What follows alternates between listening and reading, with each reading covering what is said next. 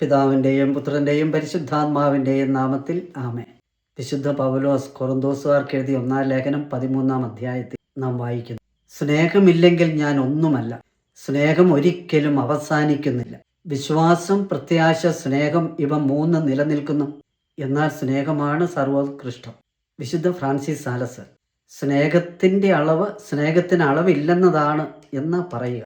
വിശുദ്ധ യോഹന്നാന്റെ 1-ാം ലേഖനം 4-ാം അധ്യായം 16-ാം വാക്യത്തിൽ ദൈവം സ്നേഹമാകുന്നു എന്ന് പറയുന്നു. യഥാർത്ഥ സ്നേഹവും കണക്കുമായിട്ട് ഒരു ബന്ധവുമില്ല. കണക്കു പുസ്തകത്തിൻ്റെ ആവശ്യം കച്ചവട സ്ഥലത്താണ്. നാം പരസ്പരം ആശംസിക്കണം. ദൈവം നിന്നെ അനുഗ്രഹിച്ചിരിക്കുന്നു, അതിനാൽ നീ നല്ലവനായിരിക്കുക. നാം നല്ലവരായതുകൊണ്ട് ദൈവം നമ്മെ സ്നേഹിക്കുകയല്ല. ദൈവം നമ്മെ സ്നേഹിക്കുന്നത് കൊണ്ട് നാം നല്ലവരായി തീരുകയാണ് ചെയ്യുക. ദൈവസ്നേഹം ഏറ്റുവാങ്ങുന്നതിന് നാം സഹകരിച്ചാൽ മാത്രം മതി. സാക്ഷാൽ പിതൃത്വം മനുഷ്യന്റെ മാംസത്തിലല്ലെന്നും അത് ദൈവത്തിന്റെ ഹൃദയത്തിലാണെന്നും വ്യക്തമാക്കാൻ ഈശോ പറയും. ഭൂമിയിൽ നിങ്ങൾ ആരെയും പിതാവെന്ന് വിളിക്കരുത്. നിങ്ങൾക്ക് ഒരു പിതാവേയുള്ളൂ, സ്വർഗസ്ഥനായ പിതാവ്. വിശുദ്ധ മത്തായി 23:9.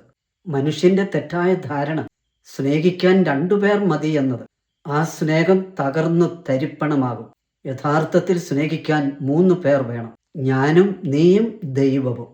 ആ സ്നേഹം എന്നും നിലനിൽക്കും. ആ സ്നേഹമേ നിലനിൽക്കൂ. ദൈവമക്കളെ, കൊറിന്തോസുകാർക്ക് എഴുതിയ 1-ാം ലേഖനം 14-ാം അധ്യായം 1-ാം വാക്യം: സ്നേഹമായിരിക്കട്ടെ നിങ്ങളുടെ ലക്ഷ്യം. യേശു നാമത്തിൽ സകലരും രക്ഷിക്കപ്പെടട്ടെ. ഈശോ മിശിഹായ്ക്ക് സ്തുതിയായിരിക്കട്ടെ.